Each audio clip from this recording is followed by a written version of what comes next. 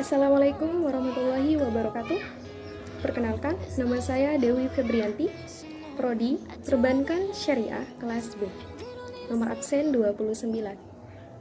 Baik, saya di sini akan menjelaskan atau memaparkan tentang pengertian, tujuan, dan ruang lingkup akhlak yang di dalamnya nanti terdiri dari etika, moral, maupun susila. Oke, baik, kita lanjut. Poin pertama di sini pokok-pokok penting dalam Islam. Pokok-pokok penting dalam Islam itu ada 3. Yang pertama itu adalah akidah, yang kedua adalah syariah, dan yang ketiga adalah akhlak. Itu pokok yang paling penting dalam Islam. Baik, saya akan menjelaskan yang pertama. Apa itu akidah? Akidah adalah keyakinan yang teguh dan pasti, tanpa keraguan sedikit pun bagi yang meyakininya. Seperti halnya, kita meyakini adanya Allah. Jika kita kuat, berarti akidah kita juga kuat, tanpa ada keraguan sedikit pun. Jika kita masih ragu dengan adanya Allah, berarti akidah kita masih lemah, tidak kuat. Contoh yang malaikat. Kita meyakini dengan adanya malaikat. Jika akidah kita kuat, berarti tidak ada keraguan sedikit pun tentang adanya malaikat. Dan akidah kita pun juga kuat. Tapi, jika masih ada keraguan sedikit pun, berarti akidah kita masih lemah atau masih belum kuat. Itu contoh tentang akidah. Yang kedua adalah syariah. Apa itu syariah?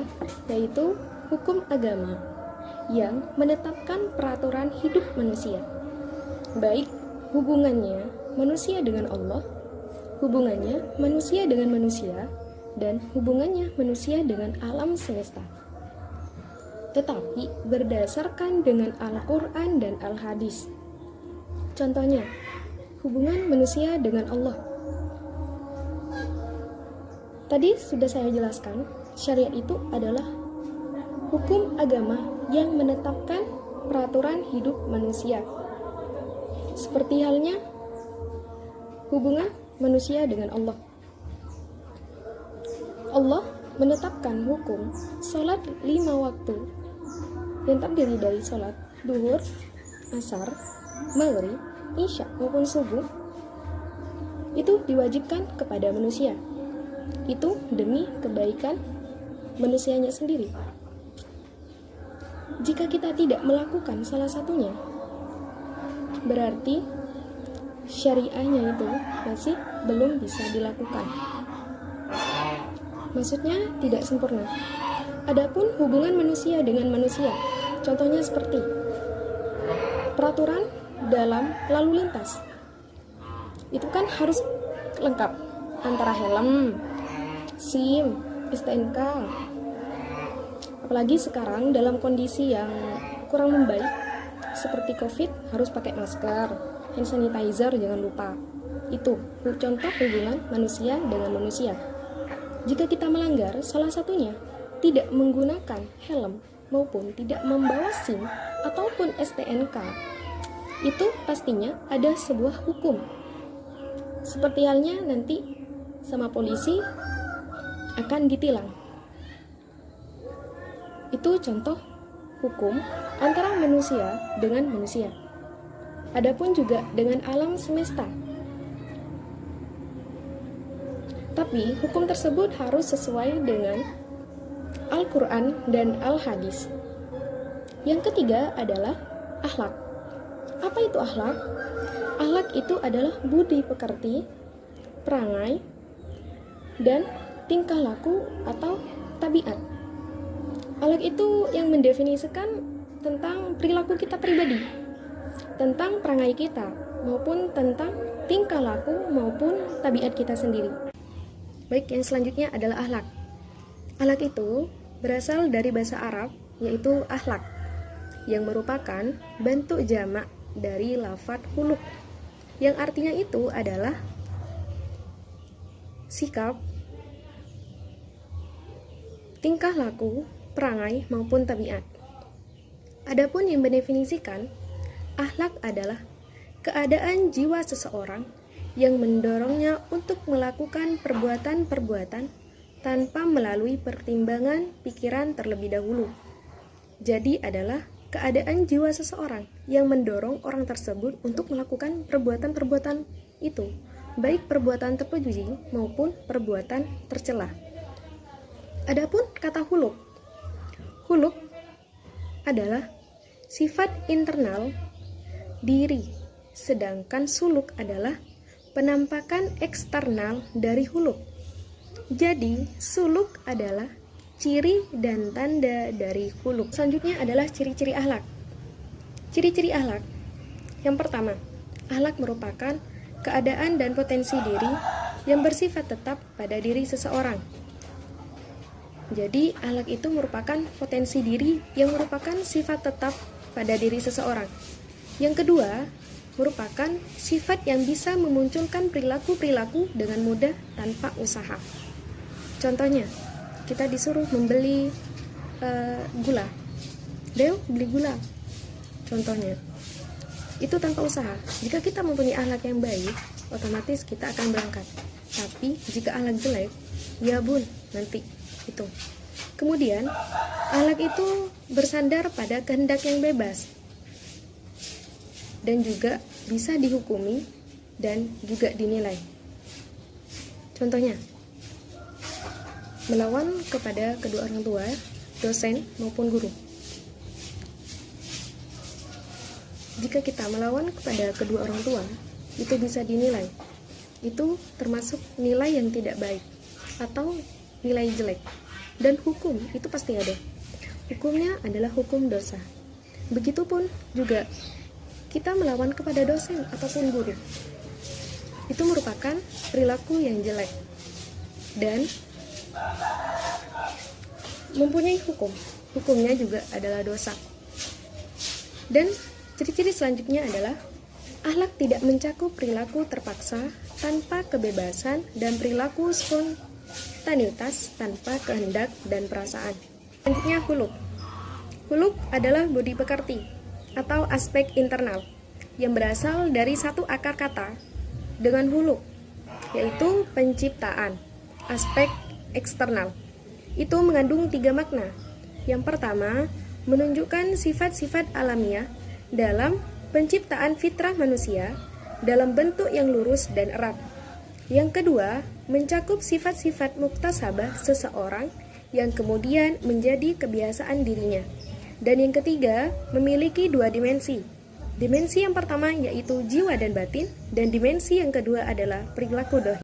Baik, yang selanjutnya adalah tujuan ilmu akhlak. Tujuan ilmu akhlak itu bukan hanya membahas tentang yang benar, atau dalam bahasa Inggrisnya itu right, atau sawab, dan juga bukan membahas tentang yang salah. Dalam bahasa Inggrisnya itu wrong, atau dalam bahasa Arabnya itu khoto. Tapi juga dalam ilmu akhlak juga menitik beratkan pada yang baik, good, atau dalam bahasa Arabnya itu khair, dan juga mana yang buruk, bad atau syarr, sebagai tujuan dari puncak ilmu akhlak. Jadi kesimpulannya, ilmu akhlak itu tidak membahas tentang mana yang benar dan mana yang salah, tapi juga membahas tentang mana yang baik dan juga mana yang buruk. Adapun tujuan dari ilmu akhlak itu tentang satu, pemahaman yang baik tentang akhlak atau yang disebut dengan moral konowi, dan juga komitmen pada akhlak atau moral value, dan juga penerapan akhlak atau moral action sesuai dengan perilaku. Kemudian ada lanjut pada sumber akhlak. Sumber akhlak itu ada di sini ada 5. Yang pertama itu ada Al-Quran, ada hadis, ada akal, ada naluri, dan ada pandangan umum masyarakat. Yang Al-Quran itu menjelaskan tentang akhlak. Banyak sekali dalam Al-Quran menjelaskan tentang akhlak. Sumber akhlak yang pertama itu adalah Al-Quran. Birrul walidain, berbakti kepada kedua orang tua. Itu contoh dalam akhlak dalam Al-Quran. Kemudian hadis Nabi, dan juga ada tentang hadis Nabi.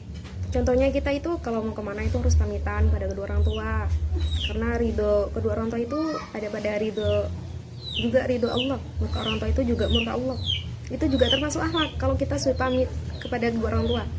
Contohnya dalam hadis Nabi, ridho fi ridhol walidain wa sahtullahi fi sahtul walidain. Ridho Allah fi ridhol walidain, bahwasanya ridho Allah itu ada pada ridho kedua orang tua. Wa sahtullahi fi sahtul walidain, dan murka Allah itu ada pada murka kedua orang tua. Jadi itu dalam hadis tersebut juga mengajarkan tentang akhlak.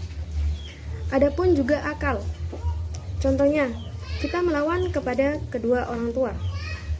Dalam segi akal, itu bisa menilai melawan itu akhlak yang benar apa enggak, akhlak yang salah enggak. Kita juga melanggar peraturan sekolah, melawan pada guru maupun dosen, itu juga bisa termasuk sumber akhlak melalui akal. Melawan pada dosen itu juga termasuk akhlak yang buruk atau akhlak yang jelek yang tidak patut kita kerjakan. Dan yang keempat, sumber akhlak itu adalah naluri. Dan yang kelima itu adalah baik. Yang terakhir adalah pandangan umum masyarakat.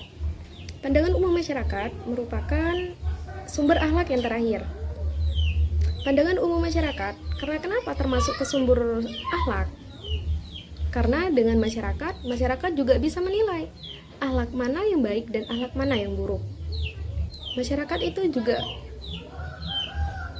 pintar menilai akhlak seseorang. Jika perilaku kita jelek atau perilaku kita baik, itu bisa dinilai oleh masyarakat. Seandainya dalam bertetangga kita itu menjelekkan tetangga kita yang satunya, atau tetangga kita itu menjelekkan tentang kita, tetangga itu pandangan umum masyarakat itu bisa menilai itu termasuk akhlak yang baik enggak, itu termasuk akhlak yang buruk enggak. Itu dalam pandangan umum masyarakat. Jadi pandangan umum masyarakat itu merupakan sumber akhlak yang terakhir. Baik, yang selanjutnya adalah ruang lingkup akhlak. Ruang lingkup akhlak itu ada 6. Pertama, akhlak kepada Allah. Contohnya seperti apa? Seperti kita dalam keadaan sholat, itu juga ada akhlaknya, ada tata krama, ada tabiatnya, ada sikapnya. Dalam sholat kita itu harus tunduk ke bawah, tidak boleh sambil lirik-lirik, tidak boleh sambil makan, tidak boleh sambil bicara, minum, itu nggak boleh. Karena itu juga termasuk akhlak kepada Allah. Juga akhlak kepada diri sendiri, tidak menyakiti kita sendiri. Juga kepada keluarga, ini juga penting. Akhlak kepada keluarga ini penting, terutama kepada kedua orang tua. Ini sangat penting. Tidak melawan, berbakti kepada orang tua, ini juga termasuk akhlak. Kemudian ada akhlak kepada tetangga, saling hormat menghormati, saling menghargai, saling tolong menolong, itu termasuk akhlak yang baik. Saling memberikan nasihat. Dan juga ada akhlak tentang kepemimpinan. Ada juga yang terakhir adalah akhlak kepada lingkungan, seperti menjaga lingkungan, melestarikan, dan juga yang sebagainya. Kita lanjut. Adapun makna kata moral, etika, nilai, dan karakter itu setara dengan kata akhlak. Kata-kata ini sering dijajarkan dengan budi pekerti, tata susila, tata krama, atau sopan santun. Jadi semuanya itu sama-sama mempunyai arti. Sopan, santun, budi pekerti, tata susila, tata krama itu sama. Pada dasarnya, secara konseptual, kata etika dan moral itu mempunyai pengertian yang serupa, yaitu sama-sama membicarakan tentang perilaku manusia, ditinjau dari sudut pandang. Apakah nilai baiknya dan nilai buruk? Itu yang ditinjau. Tapi dalam aplikasinya, etika itu lebih bersifat teoritis filosofis sebagai acuan untuk mengkaji sistem nilai. Sedangkan moral itu bersifat praktis sebagai tolak ukur untuk menilai perbuatan yang dilakukan oleh seseorang. Etika itu memandang perilaku manusia itu secara universal, secara kuli atau secara mayoritas, keseluruhan. Maksudnya itu universal, keseluruhan. Sedangkan moral itu memandangnya itu secara lokal. Baik, sekian dari pemaparan saya, penjelasan saya tadi tentang tujuan dan ruang lingkup akhlak. Mohon maaf apabila ada kata-kata dari penjelasan saya yang tadi ada yang salah, dari pemaparan saya ada yang salah. Saya mohon maaf yang sebesar-besarnya. Dan saya sangat berterima kasih kepada Bapak Pembimbing, Bapak Khalid, sebagai dosen pembimbing akhlak tasawuf. Semoga bermanfaat buat teman-teman sekalian. Sekian dari saya. Wabillahi taufik wal hidayah. Wassalamualaikum warahmatullahi wabarakatuh.